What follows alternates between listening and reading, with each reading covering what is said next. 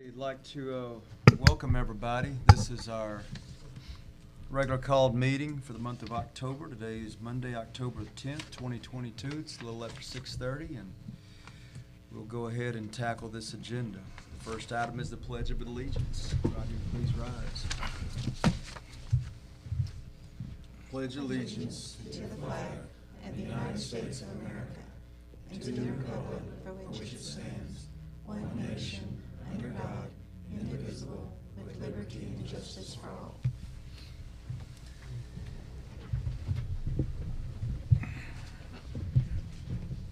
Anybody? Okay.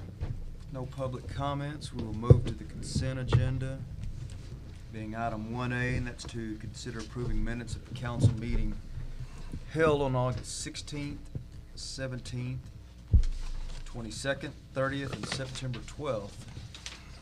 Yeah, that was, of course, during budget time, and there were a lot of back-to-back meetings, so I hope everybody's had a chance to scan through those. Angie, thanks for getting all those put together for us and done.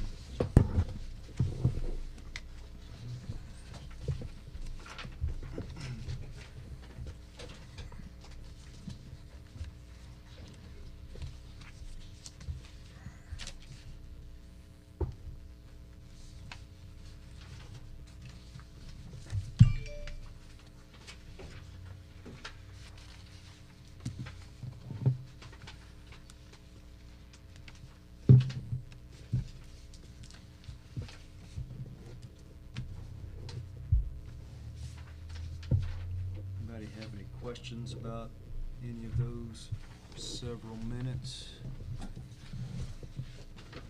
If not, is there a motion under item 1A?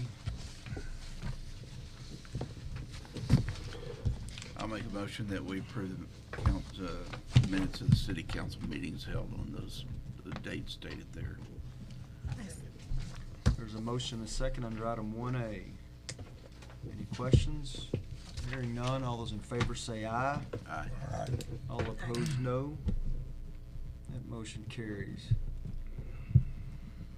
To item 2, to the regular business, is to hold a public hearing to discuss a 2023-2024 Texas Community Development Block Grant Program application to the Texas Department of Agriculture.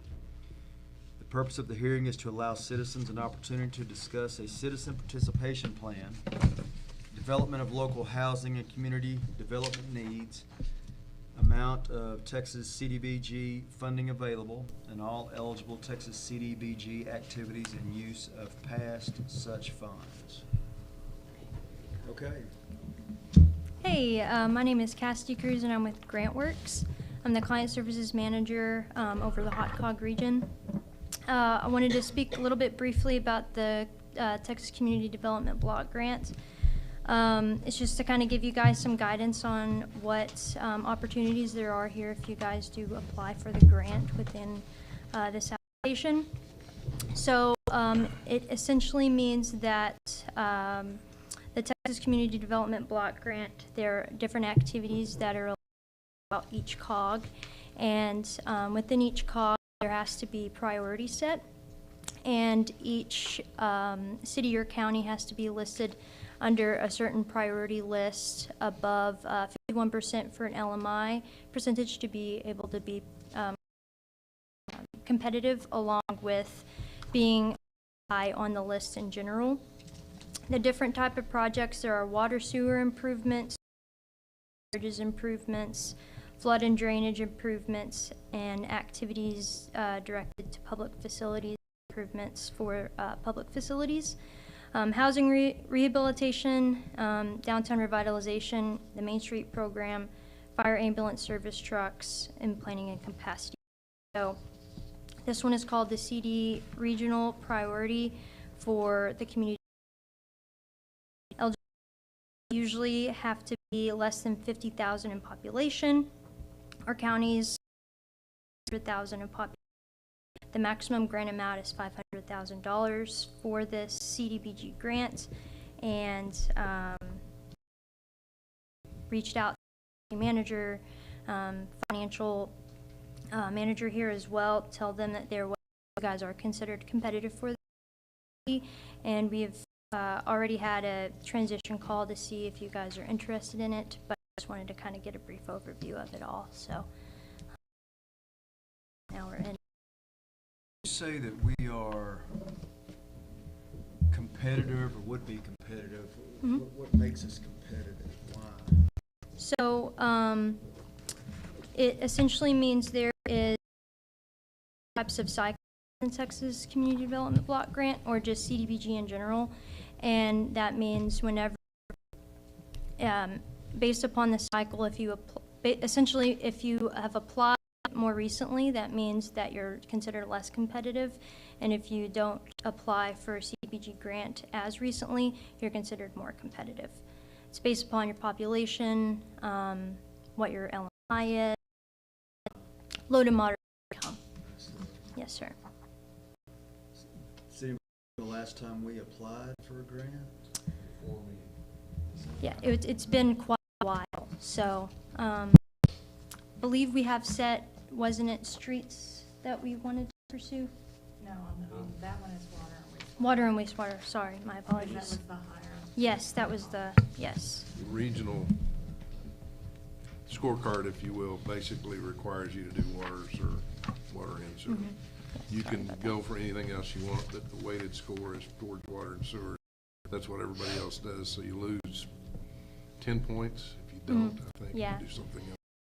It's So- only 10 points. So when you say lose 10 points on a scale of what would get us into the possible get a grant range? It's based upon a different type of scoring factor, and unfortunately I don't have the scoring sheet with me right now, but I want to say 250 to 500 points, and it'd only be 10 points. I see. So that's not very much for you guys to lose at all. And especially since y'all are above 51 income, that means y'all are considered to be very competitive along with our pre-scoring sheet. Since you haven't applied for a CDBG grant in a long time, since before I was here, considered very competitive to receive this grant and And it award. is a matching grant, or is it 100% funded? How does that work? It's 50,000. Yeah. So we would put up 50, For the so they'll match for, Is that 500? $500,000 for the allocation, grant maximum award for it. if you don't get the 500, can you get a lesser amount? Or is it all or nothing? I think it's going to have to be at the 50,000 amount, but we're always able to negotiate if there's any issues if Yeah, you no, don't I mean, receive what, it. how much can we apply for the grant amount? I mean, for example, did they ever award the grants in a lesser amount than 500,000? Not for the total award, no, sir. Okay. If you guys receive less than 500, that's the total grant maximum that you're trying to shoot for, but it might be less So than it that. could be. Yes, sir. Okay. So is it like a scale like 50 to 500, 40 to 400, 30,000 to 300,000? Is that the scale that you're looking at? The 10% match. It's, yeah. Okay, so it Yeah. is that. Okay. Yeah. So I have a question. The CDBG activities, what can this money be used for? It has to be used for, so the COG regional priorities were set for water and sewer. Okay. And so it has to be used for one of those priorities, yes, sir. I just wanted Yes, ma'am. to make sure, okay. You're fine. And Kevin, do we have anything specifically in mind? I mean, I know we always have needs for water and sewer, but do we have anything specifically we would shoot for? We have a few projects, but gonna let Jed Walker and his folks kind of help line us out on Yeah. what makes the most difference.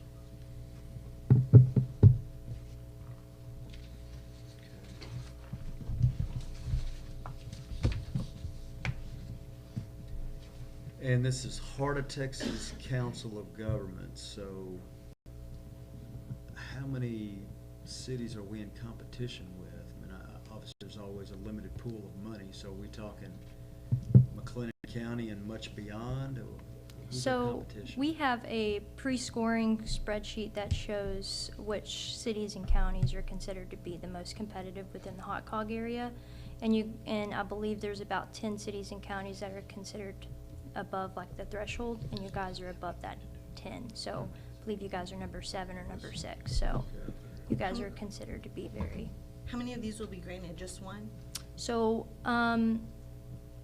not necessarily. So, usually we try to say that those 10 people above that threshold will be considered, or I guess accepted for that award, but we don't know what the allocation amount would be. But we like to say for the pre-scoring sheet about 10 to 11 people would be awarded it.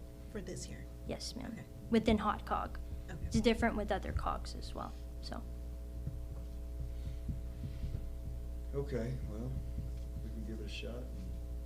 We hope. What budget year is this for? 23-24 for CD.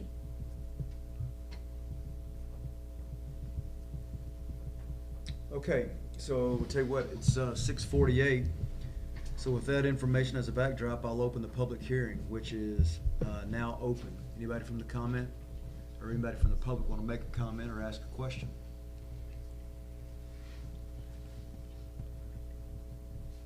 The year is actually 22-23. My mistake on saying it was 23-24. Oh, really? Yes, sir. Sorry about that. That's what we budgeted Yeah. for the 23 budget. So when do they award these? Because, I mean, It's going to be fast. we'd have to be pretty quick. So the application deadline is in the spring of next year.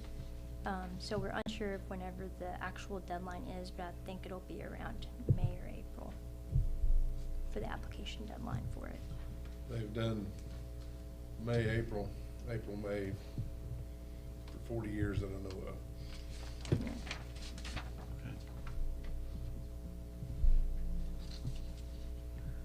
Okay, public hearing is closed at 6:49. That takes us to item 3, which is discussion and possible action regarding approval of resolution R-14-2022. Resolution of the City of McGregor, Texas, authorizing professional service provider selection for hazard mitigation assistance programs for management services funded through the Texas Division of Emergency Management, TDM, and/or Texas Water Development Board. So is there not an action item on the backside of that public hearing that we need to do anything? You are, this is, the next 2 items are what you're doing. Okay, it just didn't tie in. You gotta pick your grant consultant, you gotta pick your engineer. Okay. You can't just do it once, you gotta do it every time you do it. All right, so that's taking us to item 3. What do we have here then to approval in the resolution? For grant works to be the. Yeah. So GrantWorks, we've worked with them already, correct? Correct. Yeah, I guess we have a committee and y'all have met with various folks, and that was in connection with the COVID money though, right? Yeah, the streets. American Recovery Act, yeah. ARPA? Yeah. So Kevin, is that your recommendation again, to hire the same group? Yes, sir. I'm gonna try to figure out if there's a way to do this once a year for all grants. Yeah. I'm not sure we can do that legally, but we'll find out. Okay. Okay, so someone want to make a motion by resolution, referencing the resolution number under item 3. I make a motion to approve resolution 2022 granting grant works to be our management services. There's a motion second under item 3. Any other questions or comments? Hearing none, all those in favor say aye. Aye. All opposed, no. Motion carries. To 4, looks similar, and that is discussion and possible action regarding approval of resolution R-15-2022. Resolution of the City of McGregor, Texas, authorizing professional service providers selection for hazard mitigation assistance programs for engineering services funded through the Texas Division of Emergency Management and/or Texas Water Development Board.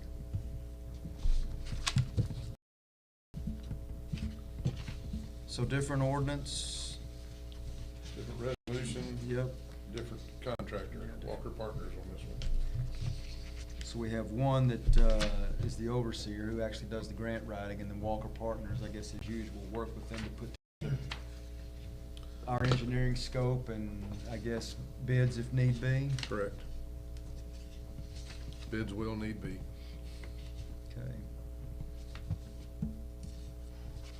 Okay, so similar to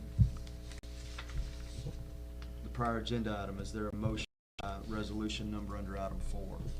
I move to approve resolution R-15-2022. There's a motion, a second on item 4. Any other questions or comments? Hearing none, all those in favor say aye. Aye. Aye. All opposed, no. That motion carries. Carolyn, I saw you up here. Would you needed to add anything to that? Did the resolution, so I didn't know if you had any questions. I was Okay. going to be available. All right, I appreciate it. Thank you for being here this evening to help us out with that. Absolutely. Okay, that takes us to, looks like 5, 6, and 7 rolled together. We have a few appointments to pick up if we can. Not mandatory, but if we can, let's do so. And so 5 is discussion and possible action regarding appointment of members to the Building and Standards Commission. I'm gonna go ahead and read off 5, 6, and 7 so we can discuss if we want. And appointment of members to the Historic Commission. And 7 is discussion and possible action regarding appointment of members to the Zoning Board of Adjustment. So Angie has once again provided in our packet an update on where we are. So be picking up from our last meeting. You can see we start with building standards. We need 1 alternate. The Historic Commission, we have 2 sitting board members with 2 years who have now provided letters of interest to remain.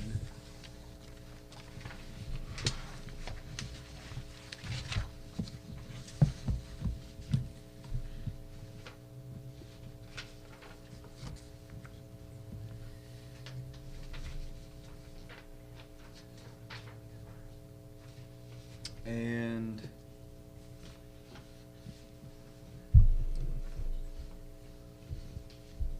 we have a zoning board of adjustment, 1 sitting board member with 2-year term. Letter of interest received to remain on the board, received and in your packet. 1 sitting board member with 1-year term and 1 alternate. Okay, so it looks like, Angie, if I'm looking at this correctly, we do not have letters of interest for the Building Standards Commission alternate, nor do we have any letters for the Zoning Board of Adjustment, which needs at least 1 sitting board member. We have, At the, right behind the summary page, there were the 2 that David put his in before that y'all asked for him to Yeah. put in. And then Rob Greathouse was another one that it said. And they did it from multiple boards, so I didn't attach them to a specific board. Let's see.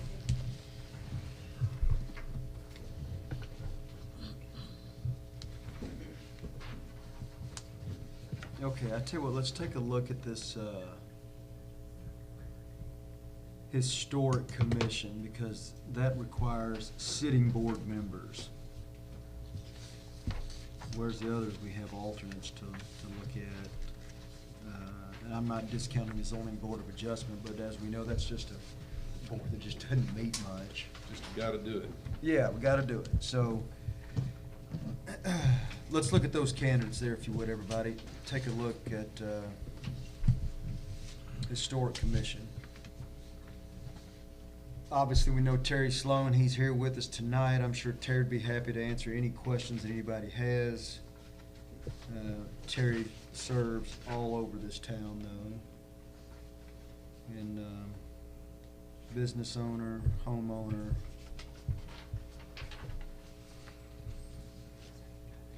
And Watson Arnold, who is not here tonight, you can see his letter.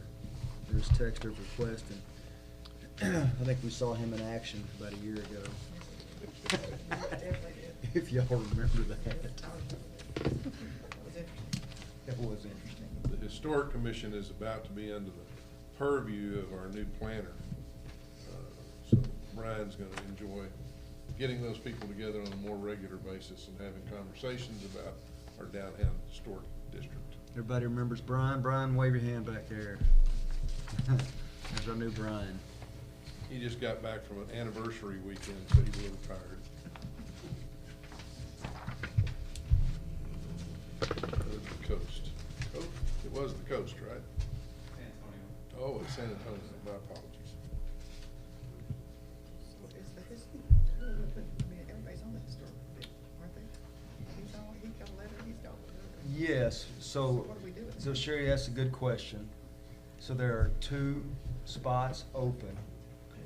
We had, these letters weren't here the last time y'all made it. Oh, okay, Yeah. so now we have letters, so there's nothing to do here. Well, no, there We still is. have You to still have to appoint, yes. appoint. You Yes. either, Two you people. And either that's- appoint the I'm with you. incumbents or you don't. Yeah, right, and so Kevin's right. We can choose to reappoint, or we can choose to venture out and new appoint. It's always council's prerogative.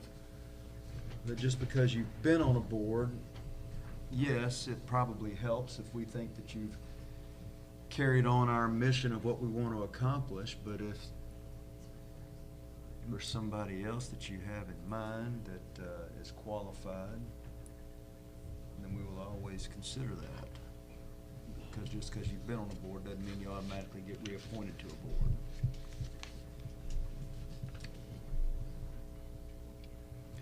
So with that, I will, you can take them one at a time, or you can take them 2 at a time. I don't, I make a motion, we put Watson Arnold and Terry Sloan back on the historical commission. all right, there we go. We got a motion.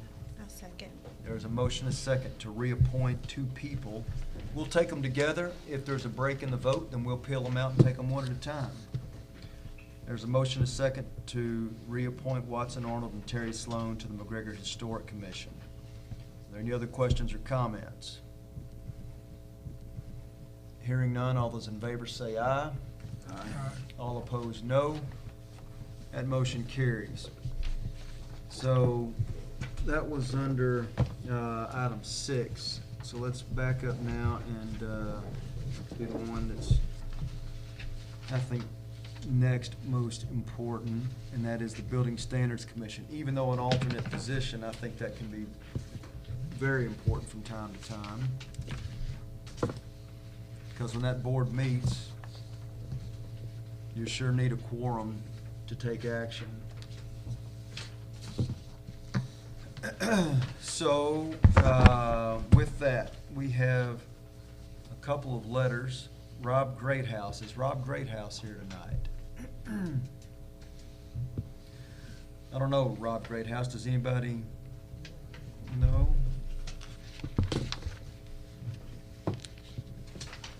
Let's see. So we know that he works at Superior Lock and Safe.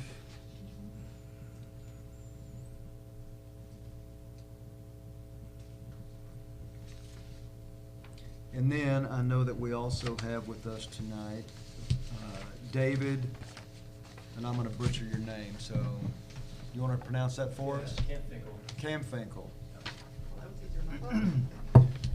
So I had the pleasure of meeting David the other morning at the breakfast for, what was it, Pete Sessions was in town. And David came up to me and introduced himself and said, you may have seen that I signed up for some board positions last month, but I don't think anybody knew him on the council. And so he made a point to come up and introduce himself. Said he lives around here, believes in what we're doing as a community, wants to get involved. And I said, well, come to the meeting if you want to, and make yourself known and put yourself out there. There's plenty of things to do around here, lots of places to get involved and volunteer, and this is, coming to meetings are always a good place to start. So, David, you have indicated that you'd be willing to serve on any one of three boards. That was the Building Standards Commission, the Historic Commission, and the Zoning Board of Adjustment. Before we pass vote on any of that, do you have a preference whether it would be the Building and Standards Commission or the Zoning Board of Adjustment if we were to consider you for either of those spots?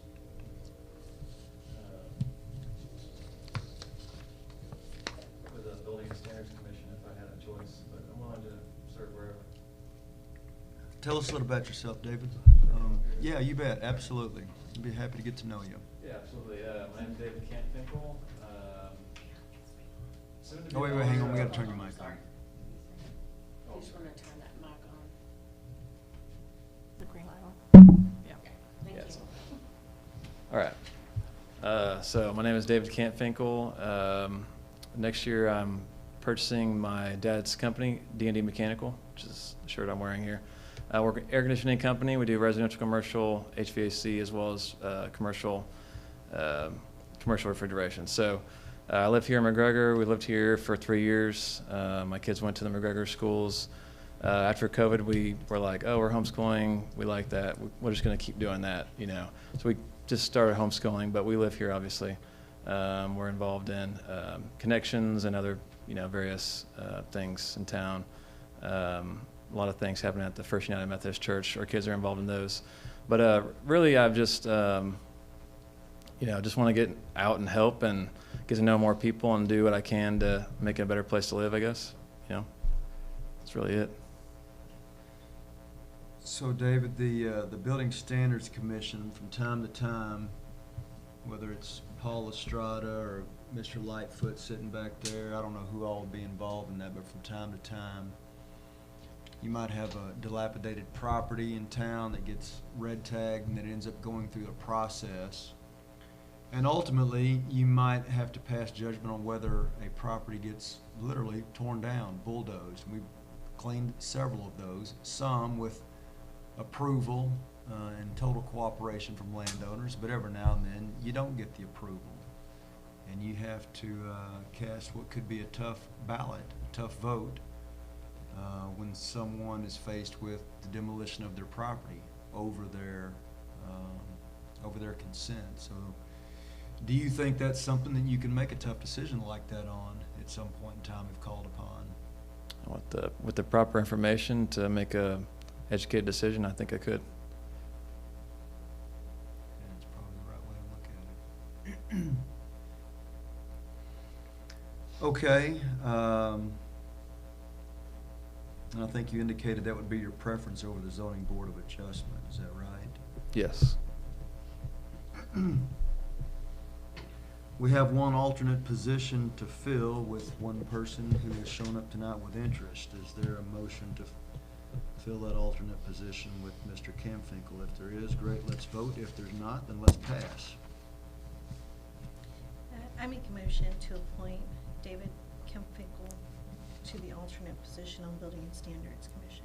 I'll second There's a motion and a second to appoint Mr. Cantfinkel to the one alternate position with a one-year term to the Building and Standards Commission. Any other questions or comments?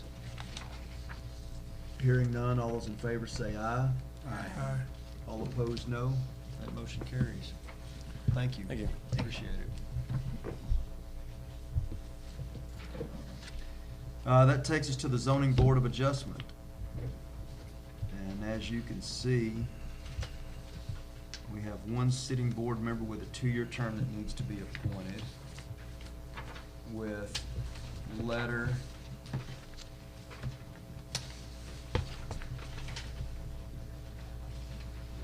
in packet.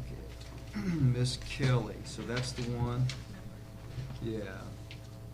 Miss Kelly's been on there for quite some time. I think most of us know Miss Kelly. She's been around McGregor for a lot longer than I have, so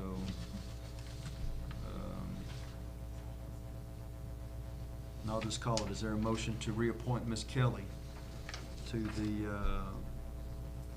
actually it'd be a sitting member of the board with a 2-year term?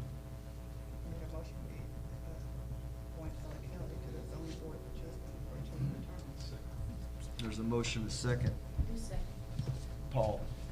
There's a motion and a second to reappoint Miss Ella Kelly to the McGregor Zoning Board of Adjustments. Any other questions or comments? Hearing none, all those in favor say aye. Aye. All opposed, no. That motion carries. So with that, as you can see, that leaves,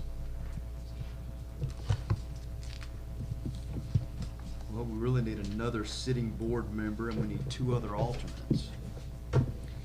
Mr. Greathouse, do we know anything about him, like where he lives or anything? I emailed him back and asked him if he was still interested, you know, to come to the meeting. Haven't had any more conversation.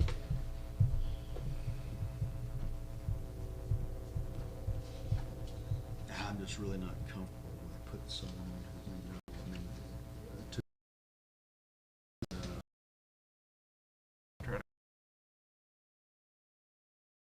fit, but just an opportunity for someone to speak on his behalf. I mean, if one of you all spoke on his behalf, that would, but nobody knows him. We can just carry that forward to next time, because that's really all we have. Is a way of written submission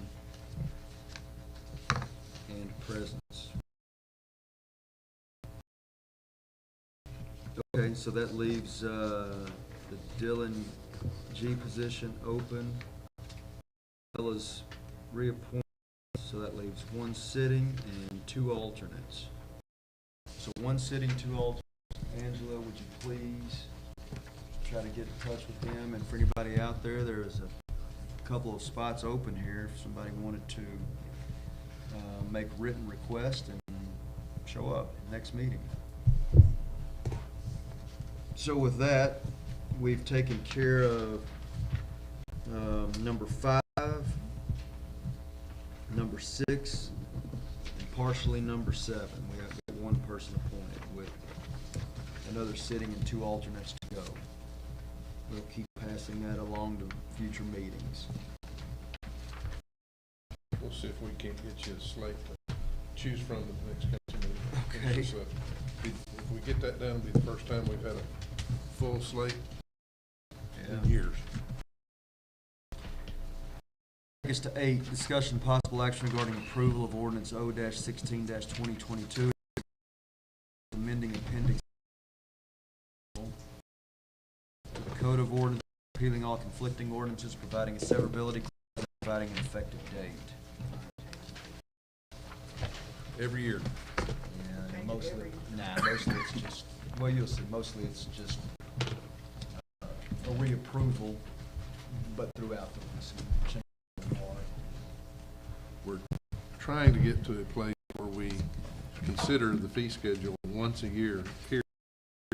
This last couple of years, we've had several things kind of ebb and flow. The exchange had to kind of seek level, so we did things through the year, and we got a little lazy, and so we're gonna. I told everybody to get their are needed, whatever are needed, and we're gonna live with it for a year. All right, Carolyn, let's go. Okay. Your first one that I have up is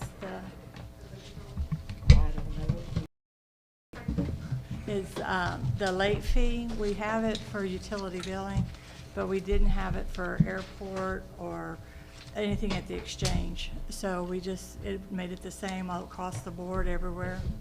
And so we're adding that to all of our accounts receivable, not just utility billing. So that's non-departmental though?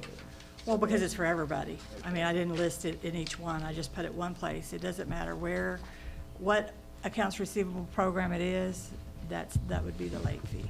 It standardized it.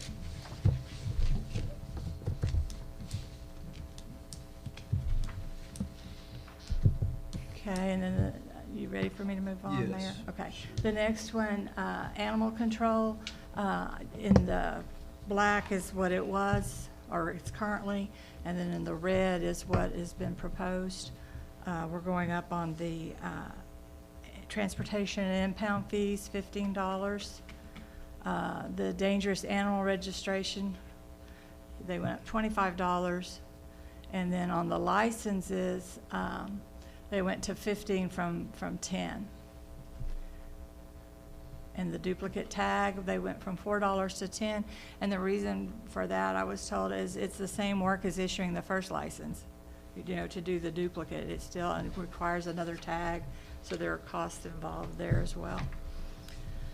So hang on, what is a city license for a dog? What do you mean by that? Dog tag.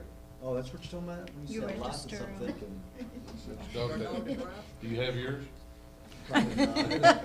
Well, that's To what your- I was gonna ask about. How many animals do we normally get registered? And is it yearly, or once they get a tag, is that their tag for forever?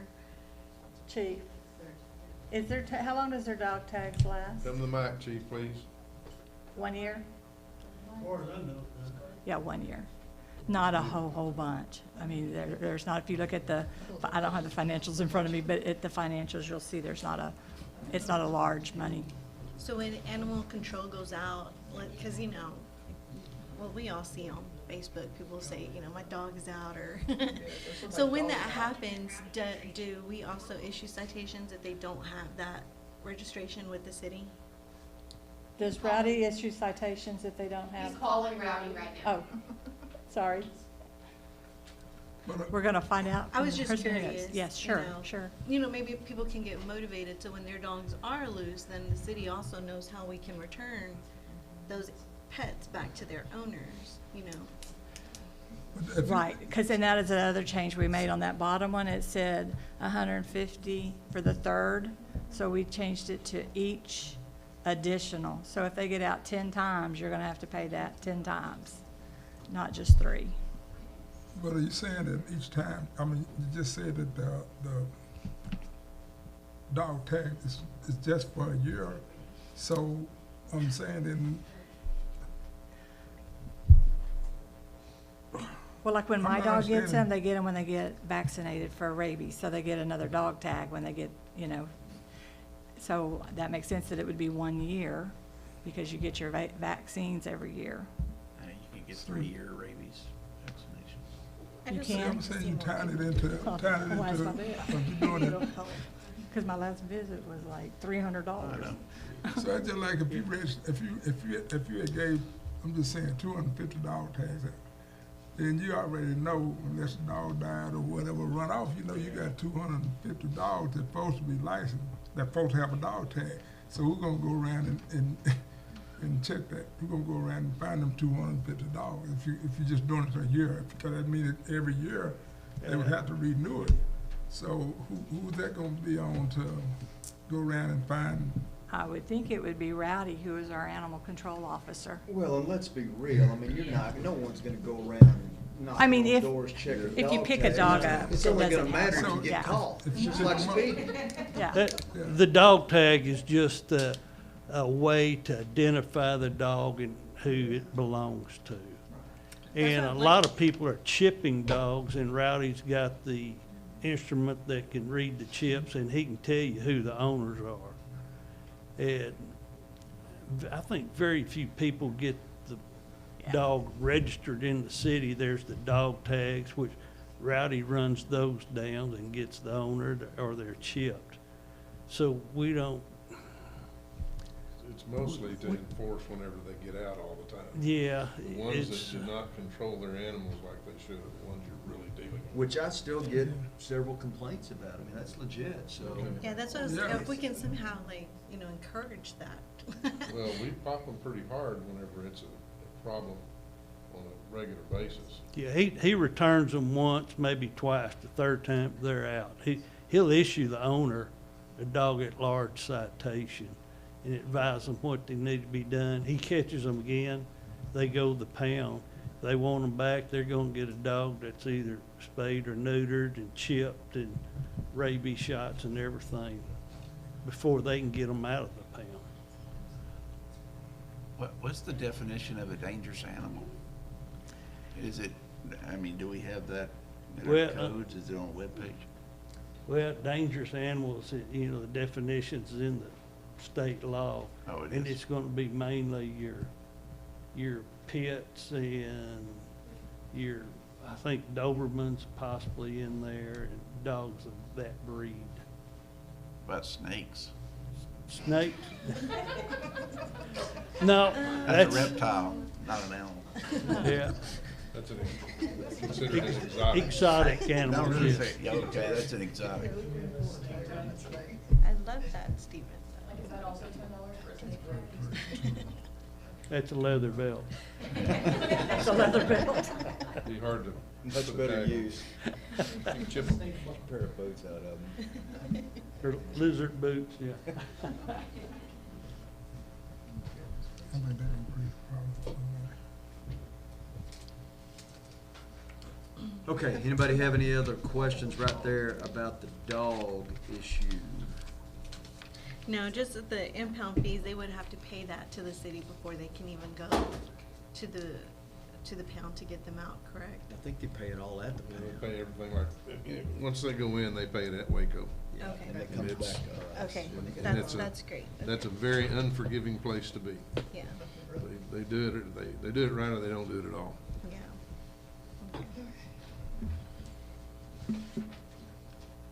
Okay, under building development and zoning, Barry had requested that I add in solar installation permit fee, because we're getting quite a few requests for that. Oh, wait, I had one more question, because Sherry and I were talking about this before the meeting. Is there a limit to the number of dogs that you can have in the city? No, sir. There's not. No, sir. In the past, we've talked about possibly getting the ordinance written, but then it fell through. Okay, thank you.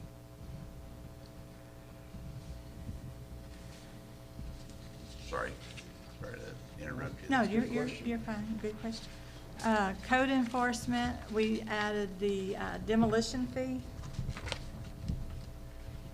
And that's when it's instituted by the city. Now, if you call up and say, I'm gonna demo my house, that doesn't apply. This is just for those that haven't taken care of their property and we're having to file the liens and all of that after we do it, so. And then under municipal court, we have 4 different funds that we have to maintain. Robin told me that the state was fixing to change the rates, so rather than just put in something that's not gonna be right in a couple of weeks, we just said determined by the state, because that's who tells us how much we can, or to charge anyway. And then under the police department, we changed police security to match what we have under the exchange. So it went from $40 to $50 an hour per officer, with a minimum 4-hour. On streets, they wanted to eliminate the street patch fee at $31 a square foot and just change the street cut fee to $500, and that includes the patching. If you cut it, you gotta fix it, so it's all included in one fee So what now. would be a reason behind that? When does that occur? Sewer service, But wouldn't the sewer service be a city tax, not a? that's part of what they do. It's whenever somebody builds a house. Oh, yeah, okay, so They you're go saying and when tap. somebody builds a house, I'm thinking of Or if just they- your everyday resident. Or if they retap the sewer, if they open the street up for any reason, it's a $500 fee to get it back to where it's a nice level patch instead of a bunch of holes.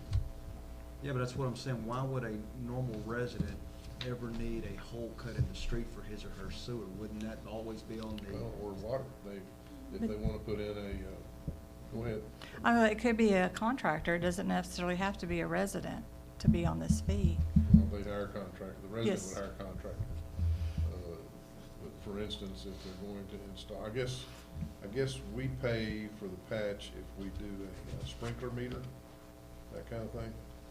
Yeah, it's basically,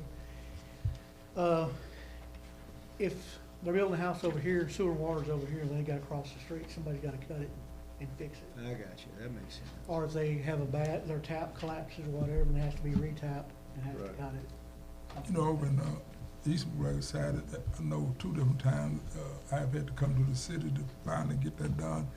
where they had went across the street and left it. It just stayed like that for a year or 2 years, and nobody was, they would say, no, they folks did that, no, they folks did that. So to me, it's like the people that went in and built the house and Yeah. put that cross there should have been the one that actually had to come back and fix it. That's why I'm trying to get away from the $31 a square foot, because it's after the fact. We can do this when we issue the permit for the new house. On the $31, you have to go measure it and then try to get your money out of them after they've already paid for their permit. So we can collect it all at one time, and Public Works can take care of the patch and Oh, we're that's done. good. That makes sense. What were they normally running? Do you know? Like just, It would all depend on the size and if you ever got anything out of Yeah, it. I was So gonna say, 'cause he's right, once they gets the permit, then there's no incentive to go pay it. we'll win some and lose some, but compared to what we're getting now, it's mostly nothing. Our goal is to repair utility cuts within 45 days, rather than them sitting there for months and months and months. My goal is 30 days, I just don't think we can get there. All right, Carolyn? The next page is the utilities. You know, when we did budget, we said we were going up the 10%. Here's the numbers for all of the wastewater rates, and the sanitary. Yes, ma'am. Your wholesaler went up 10%, It's just really a pass-through. it's our pass-through. And most people have a 3/4 inch meter, is that correct? Correct. That's where the majority of them are. Make a point, this is the first time in 5 years I've gone up or 4. Must be 4. I'll double check it to be sure, Mr. Evans. Chemical cost is one of the main things that's kicking everybody's rear end. the new homes that are coming in, do we know, are they gonna be the 3/4? Or what do you call it, yeah? 3/4? Inch, Yeah, 3/4 inch. 3/4 inch, are those, do we know? That's standard. Okay, Now you can, Yeah, we just had Navajo Trails that did that builder came in at 1 inch. you can build 1 inch. That's primarily people who want a sprinkler system. And we encourage, in fact, in the parks, we required 2 meters for each place, one for the sprinkler systems and one for the house, so that they already had the, you don't have to worry about their sprinkler, their, what's the word? Their winter use, their winter month averaging, because it takes that off of it. so I know in Travis, I think they have sprinkler systems too in those new builds, so do those people get 2 bills? They'll get 2 bills? Well, if they have 2 meters, they do. Okay. If they have the, I don't know that we required those to do the. I think Travis is just 1 year. So, you know where that new addition where George did those, what is it, Alamo Court? Mhm. That first street where all those new homes, Okay. they all look the same. That's Travis. They have 1 meter. But I recently went to go see one, and so they had said there was a sprinkler system, so I was just wondering if that would be 2 bills or 1. Okay. And on the sprinkler bill, what happened? They only have 1 meter. Oh, she said, Oh, okay. With a sprinkler system, you can still have a sprinkler Yes. system with just 1 meter. Okay. And they chose to do that instead of having 2. Okay. What you're saying is 2 may be preferable sometime because the way the water or the sewer bill is figured, it's figured as a percentage of your water Correct. use. Correct. but we try to make it as fair as we can for those that don't have a separate sprinkler meter, because we take the winter average, and you're usually Yeah. not water. Also, the sprinkler meter itself does not have a running base fee. We only charge for the water when it's used Okay. on the sprinkler meter.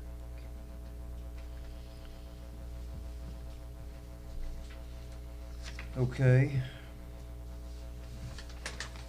So there's no base fee is what you're saying, right? Correct, on the sprinkler meter, Okay. if it's separate. Okay, cause yeah, that's why I was like, wow, that would be a lot for somebody that had a sprinkler system with the water bill as well.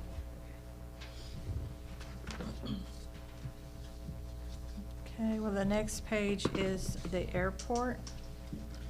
And the airport proposed $10 a month increase across the board.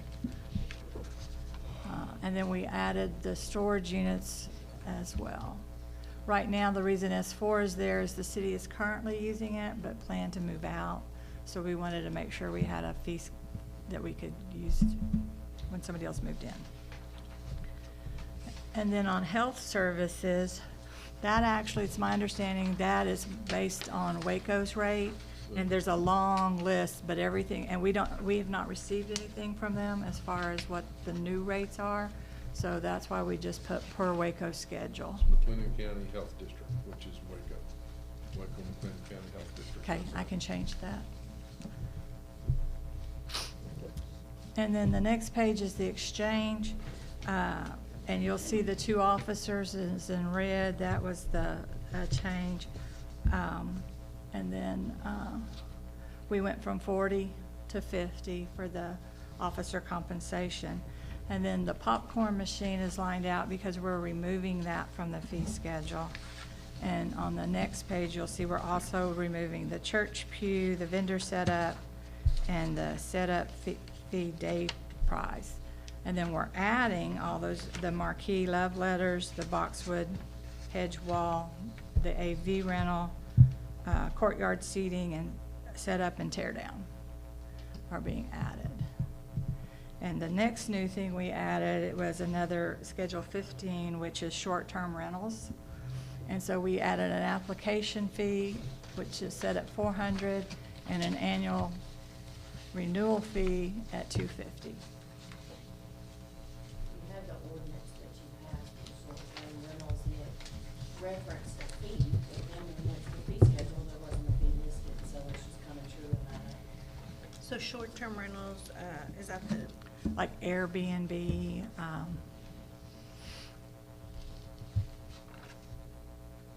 so initially 400, and then if they wanted to keep it that follow, every year thereafter, 250? yes, ma'am.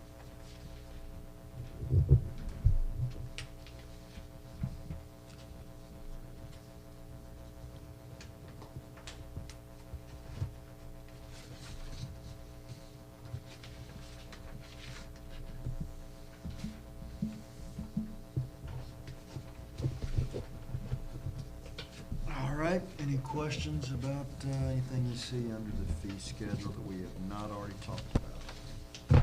Or if we want to go back to something we did talk about?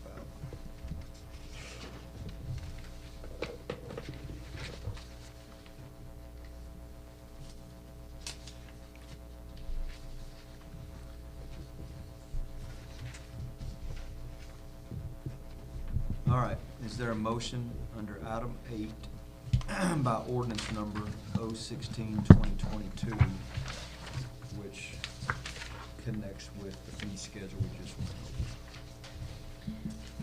Just really quick, again, on the water rates, we went up to that percentage, but again, that's also because the city is being charged that additional. There's nothing extra, it's just pretty much so we can also cover the cost that we. 10% possible. Okay, I just wanted to. Yeah, we get that question. Exactly, so, We okay. will. Thank you. Sorry, that was my. I move we approve ordinance Second. There's a motion and a second under item 8, ordinance 0-16-2022. Any other questions or comments? Hearing none, all's in favor say aye. Aye. All opposed, no. Motion carries. To 9, discussion and possible action regarding the temporary closure of 3rd Street for Christmas Festival.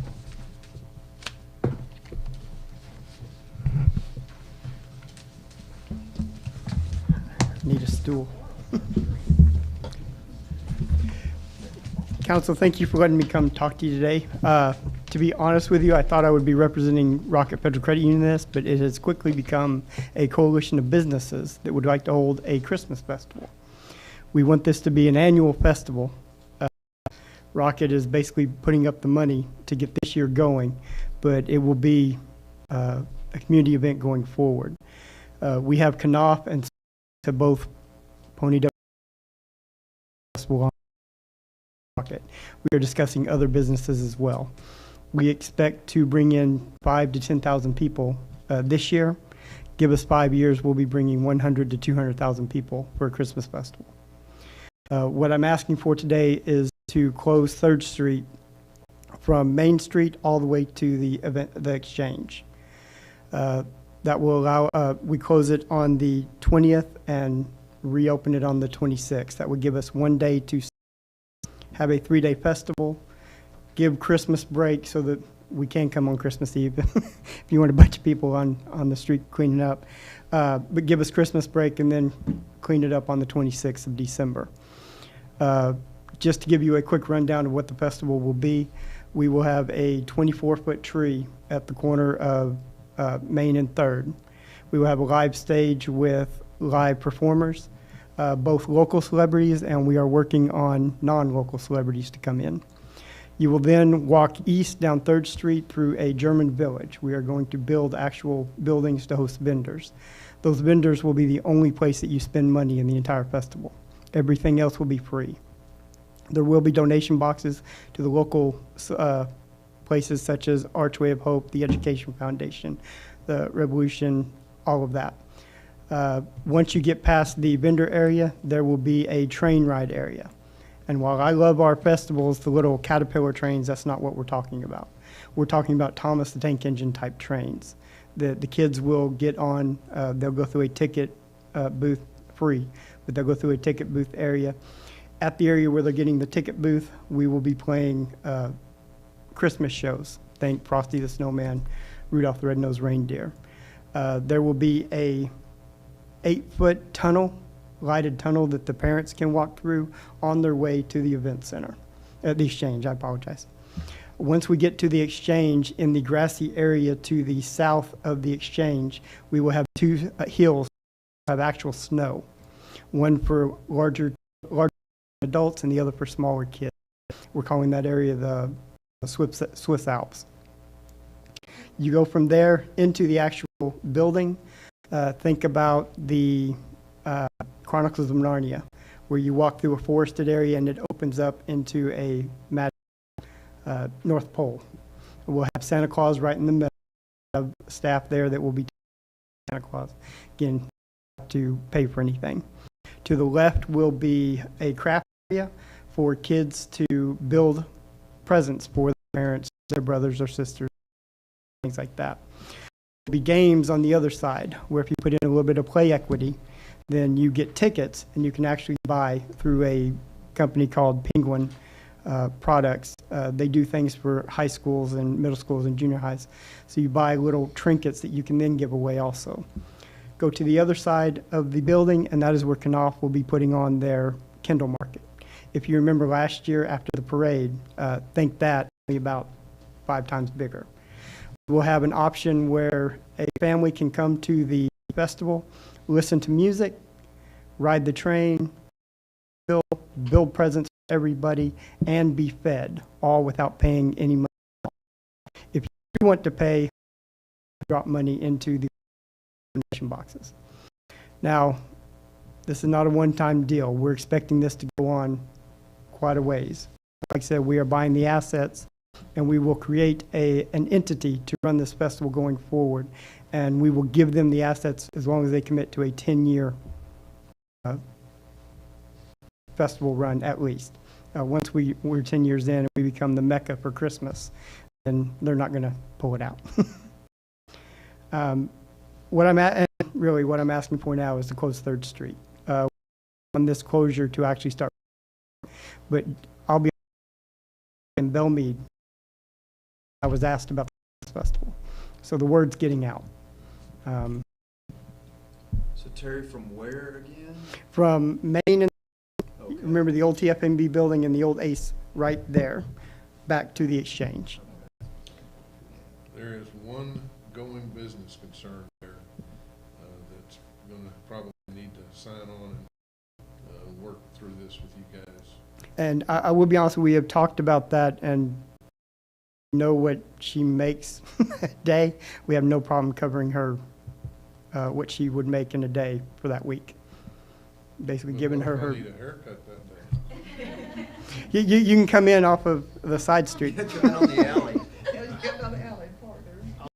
Actually, that little piece of ground just to the east could be used as temporary parking for her. Might need to smooth that up or something. She might even get a few extra trims. Yep. We have done a little bit of research on that. A couple years ago, she wasn't even open that week. But we have already discussed making sure that she's happy. So to get through, people just have to go down Fifth Street then? Yes, sir. Okay. We'll have it signed. So December 20th through the 26th. Yes, and the actual festival would be the 21st, 22nd, 23rd. We wanted to be the crown, the culmination of Christmas. Man, these sure sound like big plans. I love I have it. wanted- I love it. I have wanted to do this festival since I was 8 years old. My father was in the military, and I went to a festival in Germany. And that feeling is what I want to bring to McGregor. And I believe we can. Like I said, it has taken on a life of its own. And we have a commitment from multiple businesses to make sure that this continues going forward. It has snowballed, pardon the pun, to a point where I thought we were just going to try to put on a little festival. It is quickly becoming a Heart of Texas event that potentially could be massive in the coming years. Did you say that, when we talked about some different things that the festival may or may not offer, and you said you wanted to allow local businesses to prosper? In that Yes, area? the economic reason for the festival, in my mind, is we want to drive business to Main Street. You're not going to buy anything at the festival, so you're going to have disposable money. If you think about Christmas, you have really two people that go to festivals. The people that want to go for the free stuff, and we're going to have plenty of that. You have people with disposable income. We want to push them towards Main Street so that they shop on Main Street. The other reason for the festival, like I said, give me 5 years and we'll be bringing a couple 100,000 people. How would you like for a business owner to be able to pitch to a prospective renter or buyer that you can make an entire year's worth of money in December? All you got to do is stay open. There are many cities who have festivals like this. The one that comes to mind is Sturgis in South Dakota, North Dakota. Yeah, they make the entire year in 2-week period. Now, I'm not saying we're going to make an entire year's worth of sales in 3-day period, but we're going to try to get close. We're essentially every year going to try to bring Waco to McGregor.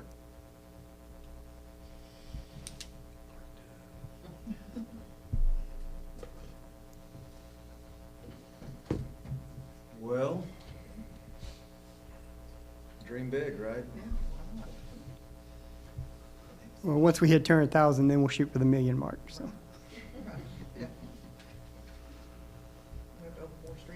Yeah. Just so you know, the conversation we've had with the other businesses have all been about what are we going to do next year to make it even bigger. So it has garnered a lot of enthusiasm.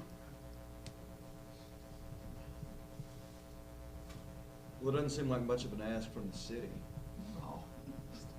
Kevin, don't you think that's something? Absolutely. It's, if it was a day, we'd do it without you. But it's 3 days, that's something the city council is gonna have to say grace over. You needed to hear the plan. In the future, if he does what he thinks he'll be able to do, it'll be more than 3 days. But that place can be wired around fairly easily as far as traffic goes. Yeah, so what are we talking about, block, essentially? Yeah. Block or two. Yeah, a block in one intersection. Yeah.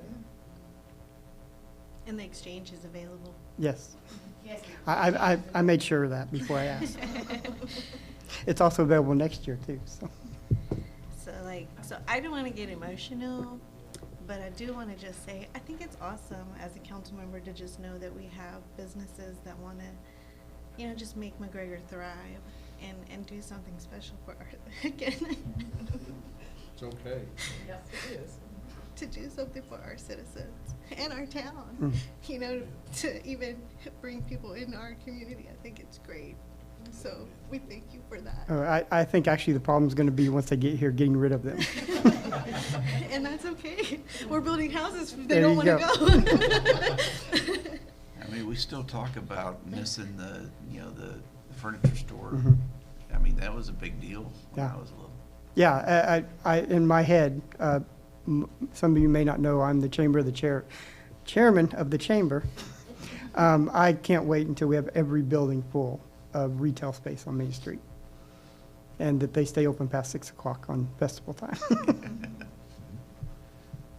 Well, I'd like to make a motion that we approve the temporary closure of Third Street from the 20th to the 26th of December. I second. All right, there's a motion and a second under item 9 for temporary closure of the street. Any other questions or comments? Hearing none, all those in favor say aye. Aye. All opposed, no. The motion carries. All Thank right, you very Terry. much. Now I get to go to work, so. Yeah, I was gonna say, boy, you sure set the bar out there, so, yeah. Let us know if you need help. That's We right. We We can need rally up volunteers, so. volunteers. Yeah. We back you. To item 10, discussion and possible action regarding approval to contract redistricting services. So, that is for election purposes, of getting your community divided up like it, you know, should be, since we're actually growing now. We need to look at it. I did have someone, from Baylor, the lawyer that actually does this. I think he's worked the last 30, 40 years. He charges a flat fee, but I didn't want to get into any more discussions with you until I just come up with that. I mean, obviously, the boards are getting a little out of balance, or they sure can, based upon the new construction. So we need to take a look at it to make sure that we keep them balanced regarding representation, that one ward is not getting disproportionate to others. And so we just need to, you know, however you get a population count, and project it a little bit based on other construction, and then move the lines appropriately to make sure that we're keeping the wards in a configuration that makes sense. Yeah, because 4 is growing. Yeah. Yeah. And in fact, they all are to some extent. That's true. But you some do need to- faster than others, so that's the problem. You do need to keep your lines in balance. It's a census year, and you've had a significant enough change in the last 10 years to pull the trigger. The company she's talking to has done it all over McLennan County and elsewhere. And they're very well heeled. They have access to all the census data, all the census tracts, which is gonna be the baseline, so. So the next thing I'll be bringing will be an actual contract. So when you, after, before them redoing that, before us, once they do it, be brought to the council for us Yes. to actually approve of what's being redistricted. City council will be the approving authority to redistrict in total. And do we know how, even in an estimate, how long the process it takes? Are you talking 6 months, I a do year? not, I didn't get that far with him. I don't think it's gonna be that long. It won't take him long. No, he already pushed me some numbers that I was impressed with as far as showing the percentages. So, he's got it at his fingertips, we just need his knowledge. Okay.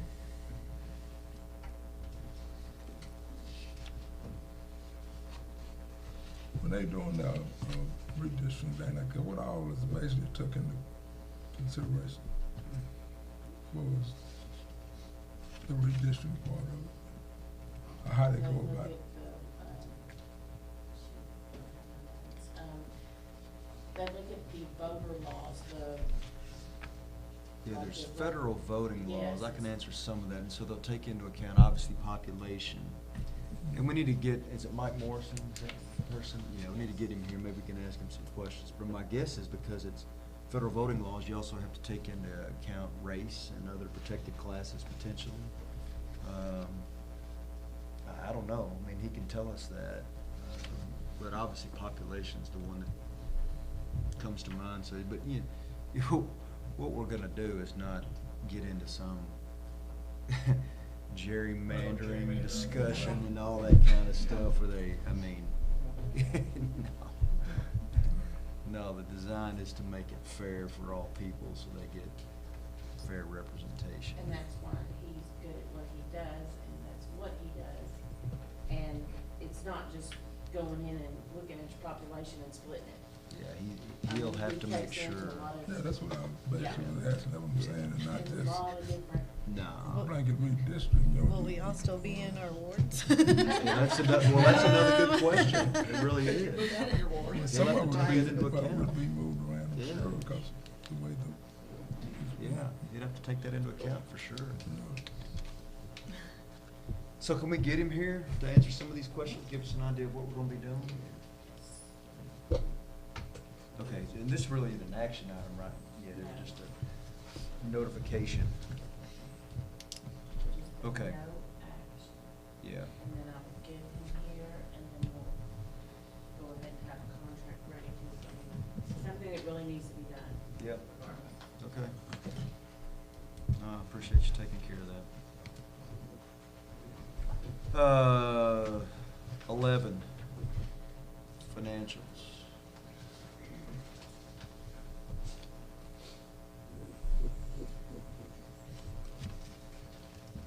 Mayor, council, tonight we have the August 31 financials.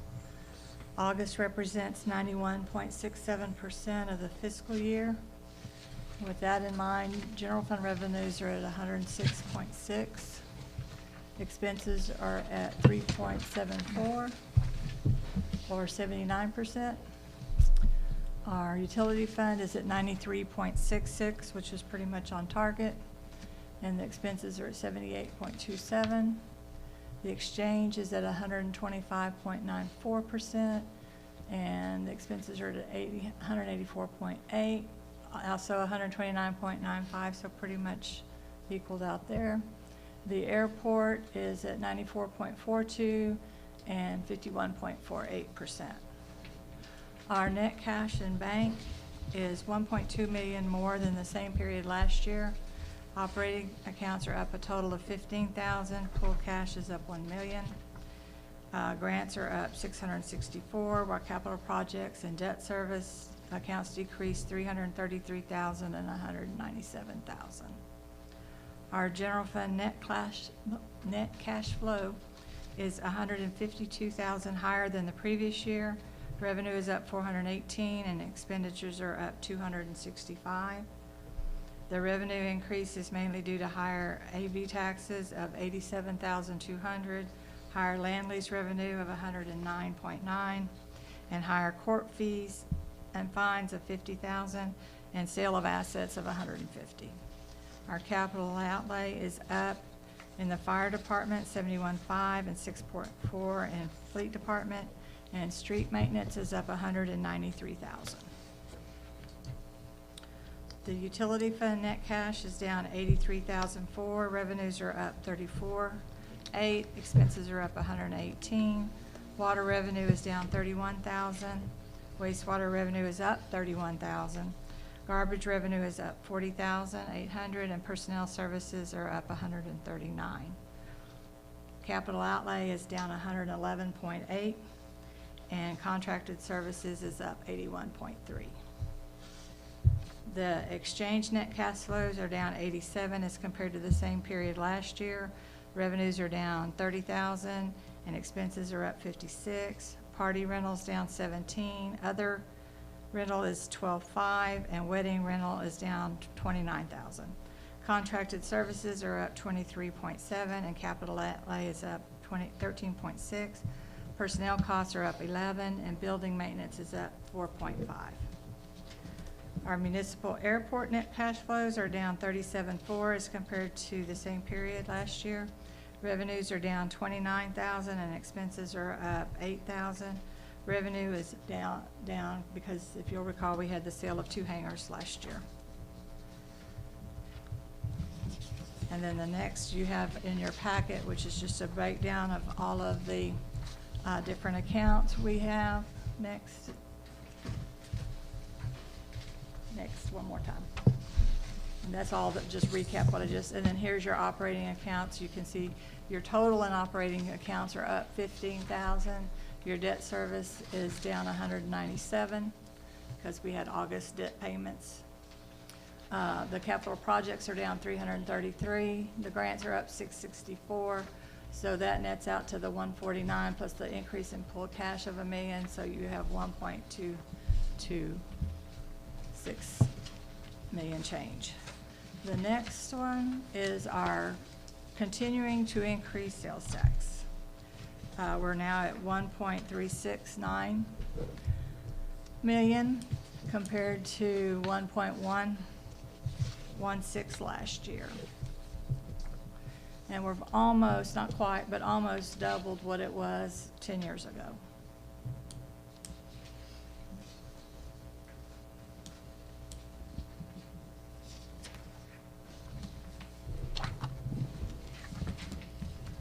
Okay, council, any questions about that financial report? Finances seem to be in pretty good shape this time of year. Yeah, they are. Thanks, Carolyn. You're welcome. That takes us to item 12. Kevin, what you got for us? Absolutely nothing. We did not have anything major to deal with for an executive session. I would only say that your staff is coming off of a rough 3-week period, and it has been tearful, it has been gut-wrenching, it has been hard, but they have performed like champs, and I ask that you continue to keep them in your prayers while they come back to a little bit of level ground, is our prayer. I have seen every single member of this staff, old and new, old like James, new like Brian, they're sitting together back there, literally step up and do things for each other that were just heartfelt and amazing. And once again, this community has pulled together and come together like no other I've ever been in. So I'm just pretty proud of this place. Thank y'all.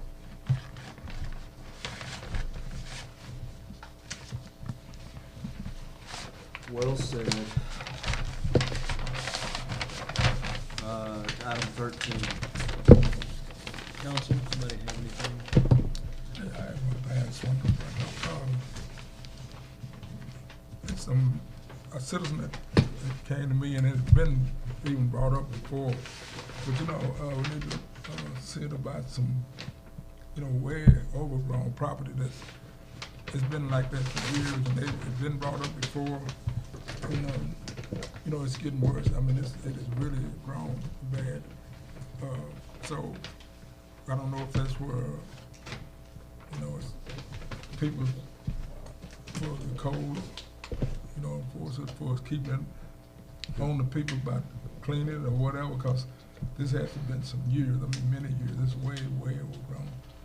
And it's right across in the front of citizens' house, and they've been complaining. I brought it to the city, I know, a couple of times. In fact, when one of the gentlemen folks been there tonight, he didn't show up, wanted to bring it to the council, because he had brought it to me, and I assured him that I'd already brought it up before. But I don't know, for us, look like, I guess the city is gonna have to go in and do it. We'll do it. I need an really address. bad. This is real. Animal stuff been coming out there, like little foxes and stuff like that, so, it's some. Little foxes? Tell them what's on that. Don't tell my daughter. What's the address? So, it's on, what's the last street over there? The last street, not Johnson? Johnson, Pullen, is Pullen.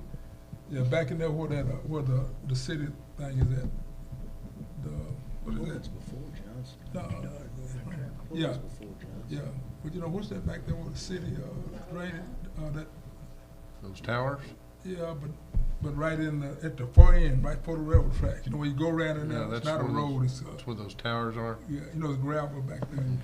But that, not the end, the property on the end is clean, I forgot who owned that, but it's clean, but then from there, coming back this way, on the left-hand side, I mean, it is way, way grown up, and it's been like that for some years. I don't know who owned it, you know, why it haven't been really, but I know it's been brought up before. I think it's got a corporate owner to it back there. I mean, it's a big lot. I mean, it's a big space, right? You know what I'm talking about, what is that? Here, where's it? This is gold, is that Right. Rogers? I got Google Maps That's right here. Rogers. Come, it's Rogers. You know, if you come and then you go. that's Yeah, it Rogers. breaks, then you go around again. Yeah. I'll probably get Paul Estrada to come get with you, Andrew. Is it up in here? Yeah, back in that back, at the back, where you fought right behind, where the railroad track by Fawcett River. Pulling Johnson. Yeah, but you know, it's Johnson to Last Street, and then, I forgot the street. Well, I thought and it's look, Portland. Andrew, Kevin's right. Maybe I'll probably Paul get, Estrada can get with you and y'all can just go take a ride. Yeah, 'cause it is way, I'm talking about, Right. I'll get Paul to come to you. Is it where it comes around? yeah, it goes around and around. The city got it, yeah, back in there. If it was legal in Texas for my daughter to raise a fox and keep it, she's had 3 chances. And I Yeah, had like to tell her it's not legal to do that in Texas. What is that city, All right, anything else from the council? So I had some citizens reach out too on Lincoln and Ninth. They were asking about possible stop signs again by Bewley. If maybe they could be on all 4 corners No. right there. They can't, but I'm looking at that now. I'm trying to figure out the best way to do that. I've got a friend with Walker Partners, I'm gonna have to come spend some time with. You can't just go put 4-way stops everywhere, because what happens is whenever they run into about 2 in a row, they just begin to ignore them. So I've looked at the traffic flow, and it's kind of hard. And his first request is in the summer, so there's not much. But now that school has started, I want to set up once, and I'm gonna get him to come down and set up with me and see what we come up with. But we'll put 1 or 2 in that area, and it should help. Are there any over there?